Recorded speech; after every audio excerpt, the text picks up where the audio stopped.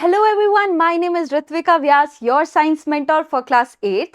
Today we are going to take our journey further into chapter 1, that is exploring the investigative world of science. And in this session we are going to learn about calendars, how different organisms interact and how humans play a very important role on our planet Earth. So students, have you ever wondered how calendars were made? आप लोग birthday celebrate करते हैं, festival celebrate करते हैं, किसको देख के? Calendars को देख के। बट कभी सोचा ये कैलेंडर्स कैसे आए, ये कैसे बने, या किसने दिमाग लगाया कि ये मैं टेबल बनाता हूँ, ये हमारा कैलेंडर है, इसको देख के अब हम अपने बर्थडेज, फेस्टिवल्स या पूरा साल ऑर्गेनाइज करेंगे। कैलेंडर स्टूडेंट आए तीन ऑब्जेक्ट से, और तीन ऑब्जेक्ट्स के बेसिकली पोजीशन से। कौन कौन से तीन ऑब्जेक्ट्स? एक जहां हम रहते हैं, हमारा अर्थ। दूसरा जो हमारा रात को दिखता है ऑब्जेक्ट, हमारा मून। और तीसरा जो हमारा दिन में दिखता है, दैट इज आवर सन। पहले ना वॉचेस नहीं थी, ना ही कोई टाइम टेबल था, तो उनको कैसे पता कि दिन हो रही है या रात हो रही है? इन तीनों ऑब्जेक्ट की पोजीशन से। कैसे? आप मानिए एक एग्जाम्पल लेते हैं कि आपके हाथ में एक टॉर्च है, उस टॉर्च को आपने ऑन किया एक वॉल पे। Now what will you see on that wall? That there is a circle of light. You switch the torch on and you can see the light on the wall. That torch is your sun, that wall is your moon, and that light is sunlight. All right? In previous class I told you that moon is a non-illuminating object. moon के पास खुद का light नहीं होता, तो किससे बोरो कर रहा है? सन से। सन हमारा उसको लाइट दे रहा है, ठीक है? सनलाइट वहां तक पहुंच रही है, उससे हमारा मून जो है वो इल्यूमिनेट करने लग जाता है।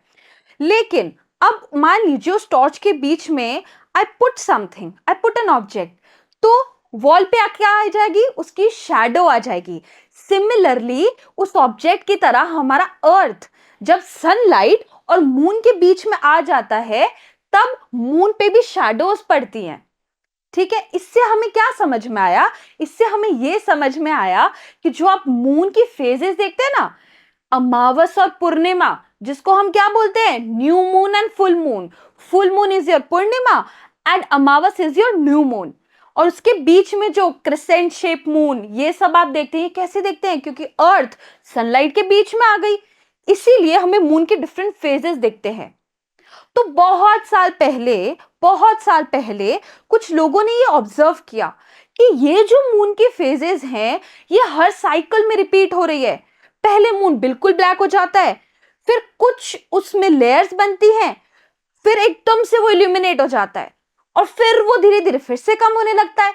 तो ये उन्होंने ऑब्जर्व किया कि ये पूरी साइकिल बन रही है। इस साइकिल से हमें क्या पता चला? illuminate different parts of the moon each night give rise to beautiful phases. हमको ये मिले। जब अर्थ ने अपना पोजीशन चेंज किया, मून और सन ने अपना पोजीशन चेंज किया, तो हमें मून की डिफरेंट फेजेस मिली।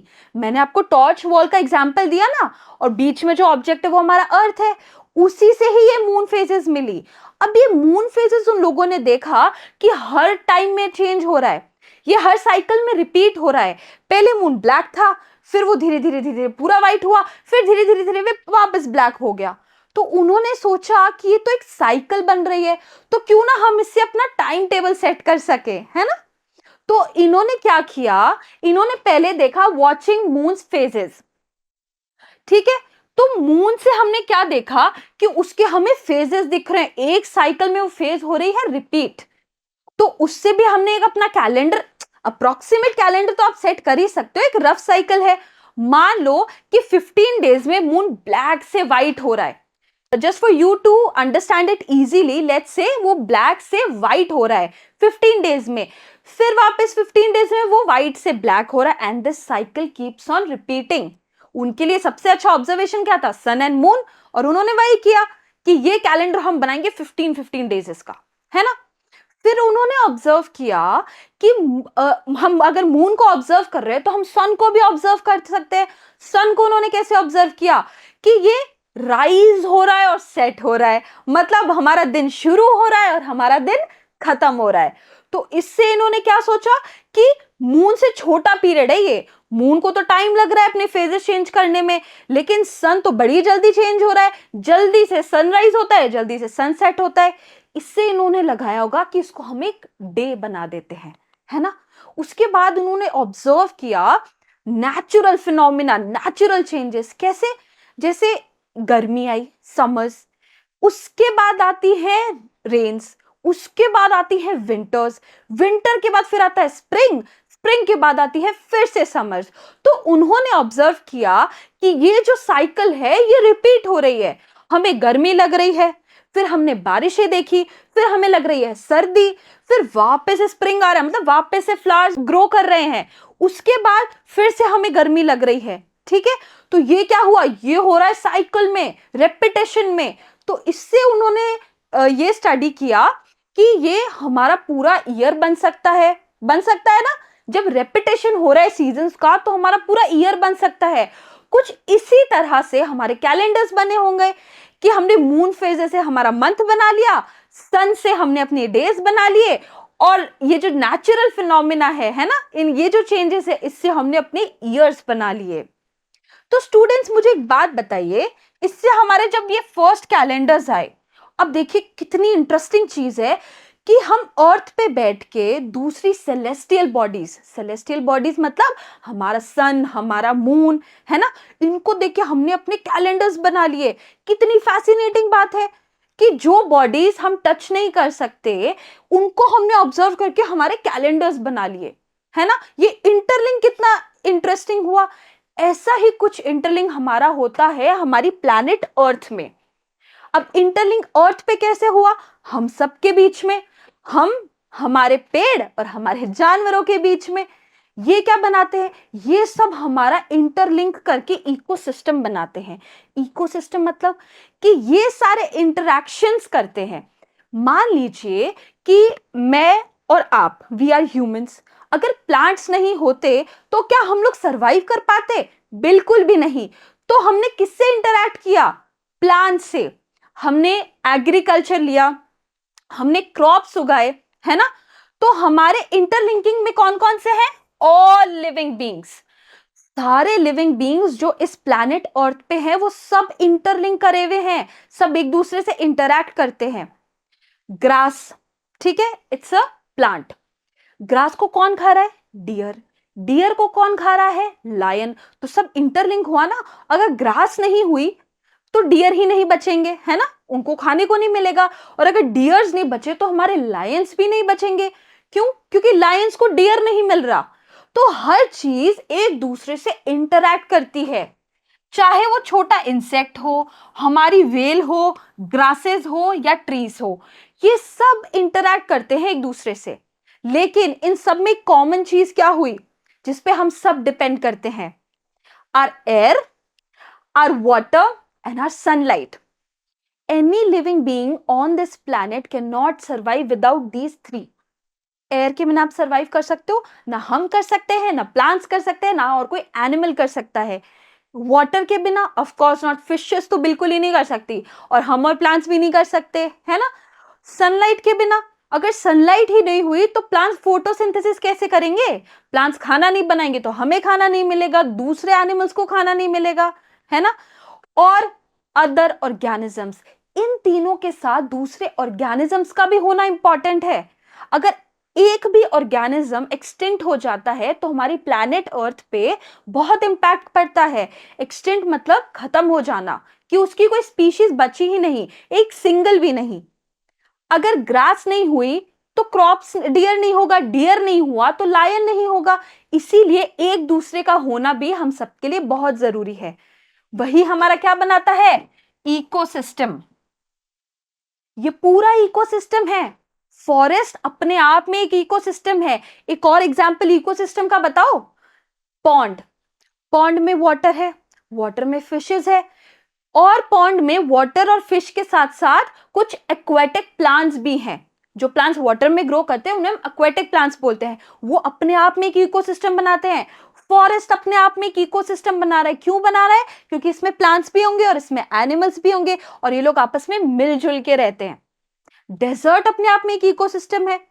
कैसे है, क्योंकि डेजर्ट में इंसेक्ट्स आपको मिल जाएंगे, कैमल्स मिल जाएंगे और आपको कैक्टस भी तो मिलेगा। तो डेजर्ट भी अपने आप में एक इकोसिस्टम है जहां पे लिविंग ऑर्गेनिजम्स का इंटरैक्शन हो, वो मिलजुल के रहें, है ना। तो वो क्या बनाता है हमारा इकोसिस्टम। अब हमने जान लिया इकोसिस्टम के बारे में। Now tell me what makes earth just right. इस क्वेश्चन का मतलब क्या है कि हम बात कर रहे हैं कैलेंडर्स की, हमने ऑब्जर्व किया, हमने कैलेंडर्स बनाए, फिर हमने बात की कि हमने इंटरलिंकिंग कर ली, हमने इंटरैक्शंस कर ली। पर ये सब प्लैनेट पे ही क्यों हो रहा है, हमारे प्लैनेट अर्थ पे ही क्यों हो रहा है? ये मून पे भी हो सकता है या ये मार्स पे भी हो सकता है, हो सकता है क्या? अर्थ ही सबसे सही प्लैनेट क्यों है बताइए? अर्थ सबसे सही प्लैनेट इसलिए है स्टूडेंट्स क्योंकि अर्थ में कुछ चीजें पाई जाती है। Lies at perfect distance from the sun. ये सन के एकदम परफेक्ट डिस्टेंस पे है। इसका मतलब क्या है कि सन के ज्यादा ना तो पास है हमारा अर्थ, पास होता तो बहुत गर्मी होती, इतना टेम्परेचर होता कि हम लोग सरवाइव ही नहीं कर पाते, और ज्यादा दूर होता तो बहुत ठंड हो जाती, टेम्परेचर बहुत ज्यादा गिर जाता, लोअर आ जाता, तो हम वो भी सरवाइव नहीं कर पाते। तो इतने परफेक्ट डिस्टेंस पे है सन के कि यहाँ पे हमारे रहने के लायक टेम्परेचर है। Allows water to stay liquid. हमारा जो वाटर है 70% of earth is made up of water. ये वाटर आपको मून पे मिलेगा, पर कैसे मिलेगा? In the form of ice. एक और इंटरेस्टिंग फैक्ट, वाटर मार्स पे भी है, बट मार्स में किस फॉर्म में है? आइस के फॉर्म में। तो लिक्विड फॉर्म में, कंज्यूमेबल फॉर्म में सिर्फ हमको अर्थ पे ही मिलेगा। इसीलिए अर्थ हमारे हैबिटेट के लिए बहुत इंपॉर्टेंट है। It has atmosphere. एटमोस्फियर का स्टूडेंट्स मतलब ये होता है कि जो वातावरण, जो एटमॉस्फेयर हमें अर्थ पे मिलेगा वो किसी और प्लैनेट पे नहीं मिलेगा या किसी और सेलेस्टियल बॉडी पे नहीं मिलेगा। हमारे यहाँ पे oxygen, water, everything that we require to survive and to live, we plants and animals is there on this planet earth. Provides oxygen. Oxygen कहीं और नहीं है, मून पे भी नहीं है, मार्स पे भी नहीं है। क्यों, कहां पर है? सिर्फ हमारी अर्थ पे। shields us from harmful ultraviolet rays। अब सन से जो रेज आती हैं those are helpful and harmful. Helpful कैसे हुई? क्योंकि वो फोटोसिंथेसिस में हेल्प कर रही हैं, हमारे विटामिन डी के लिए हमें हेल्प कर रही है, लेकिन हार्मफुल भी होती हैं। ज्यादा देर आप सन में खड़े रहेंगे तो आपको सन बर्न्स हो सकते हैं। क्यों हो सकते हैं?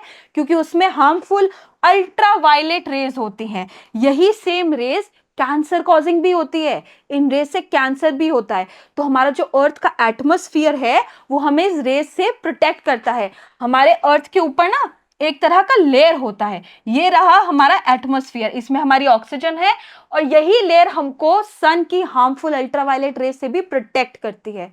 अब देखिए हमारे अर्थ कितनी काम की है, लेकिन हम लोग क्या कर रहे हैं? हम लोग उसको हार्म कर रहे हैं। हमारी अर्थ हमें प्लांट्स दे रही हैं, हमारे प्यारे प्यारे एनिमल्स दे रही है, हमको रहने के लिए इतनी सुंदर जगह दे रही है, बट हम क्या कर रहे हैं? हम उसको कर रहे हैं हार्म। कैसे हार्म कर रहे हैं? हम कर रहे हैं एक्टिविटीज जिससे हमारी अर्थ का टेम्परेचर बढ़ रहा है।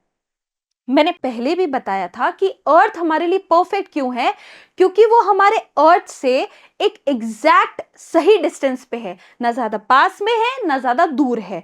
इसका मतलब क्या हुआ कि उसका टेम्परेचर जो है वो कांस्टेंट है, वो परफेक्ट है हमारी सर्वाइवल के लिए। But what if that temperature goes into disaster और गोज इनटू फ्लक्चुएशंस, मतलब कि वो टेम्परेचर बढ़ने लग जाए तो क्या होगा? ह्यूमन एक्टिविटी से स्मॉल टेम्परेचर चेंजेस हो रहे हैं। हम जो पेड़ काट रहे हैं, हम जो व्हीकल्स चला रहे हैं, उससे जो पोल्यूशन होता है, हम जो गार्बेज फैलाते हैं, उन सब चीजें कहाँ लीड कर रही हैं? टेम्परेचर बढ़ रहा है हमारी अर्थ का। ग्रीन हाउस गैसेस का नाम सुना होगा आपने, है ना। आपकी जो व्हीकल से, इंडस्ट्री से जो स्मोक रिलीज होती है, जो गंदी गैसेस रिलीज होती हैं, वो क्या कर रही हैं? वो अर्थ का टेम्परेचर बढ़ा रही हैं। तो अर्थ का टेम्परेचर बढ़ने से कितना कुछ इंपैक्ट हो जाएगा। गर्मियां ज्यादा बढ़ रही हैं, है ना, क्लाइमेट चेंज हो रहा है, कितना कुछ हो रहा है। आपके एसी सबसे ज्यादा ऐसा गैस रिलीज करते हैं जिससे हमारा अर्थ का टेम्परेचर बढ़ रहा है। जो चीज हम गर्मी कम करने के लिए यूज कर रहे हैं वो उल्टा पोल्यूशन कर रही है। These changes can, what can these changes do? Disrupt climate patterns। अभी मैंने बताया ना, गर्मी ज्यादा बढ़ रही है। आप लोगों ने सुना होगा ना, बिन मौसम बरसात आ रही है, ज्यादा गर्मी पड़ती है, पिछली बार से ज्यादा पड़ी है। क्यों हो रहा है? क्यों अपना जो टेम्परेचर है वो मॉडरेट नहीं रह रहा, एक्सट्रीम पे क्यों जा रहा है? क्यों? क्योंकि हम ऐसी एक्टिविटीज कर रहे हैं जो टेम्परेचर अर्थ का बढ़ा रही है। हम, प्लैनेट, एनिमल्स एंड ह्यूमंस, इन सब एक्टिविटीज से अर्थ के हर लिविंग बीइंग पे असर पड़ रहा है। सिर्फ हम पे नहीं पड़ेगा, प्लांट्स पे भी पड़ रहा है, एनिमल्स पे भी पड़ रहा है। So what did we learn today? We learned that how are calendars made, right? And how do humans and organisms interact in an ecosystem? So let me test your knowledge. Give me answers to a few questions. What causes the different phases of the moon? Changes in the moon's shape? Does it? No. Clouds covering the moon? No. The relative position of the earth, moon and sun. Torch का example लिया था ना? इनकी जो positions है वो हमारे moon के फेजेस का हमें शो देती है, ठीक है। Benefit of observing moon's phases, it tells us the weather, it helps plants grow, it helped developed early calendars, it keeps the earth cool. बताइए number c, it helped develop early calendars. Moon के phases से हमें क्या पता चल रहा है?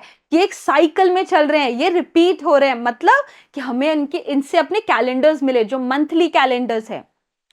Earth is just right for life because, हमारी अर्थ एकदम अप्रोप्रिएट क्यों है हमारे सर्वाइवल के लिए? It has no atmosphere? No, it has atmosphere, right? It has atmosphere. It doesn't provide oxygen, it provides oxygen. It lies at perfect distance from sun. Exactly. It is very close to moon? No. What can human activities cause on earth? More rain, a cooler planet, small changes in earth's temperature, faster rotation. It is making the earth even warmer. So, it is not making it cooler, it is making the earth change its temperature. हमारी activities जो हैं, जो human activities हैं, वो अर्थ के temperature को बढ़ा रही हैं, उसको और हार्म कर रही हैं। So that's all for today's session. Let's meet in the next session. Thank you very much.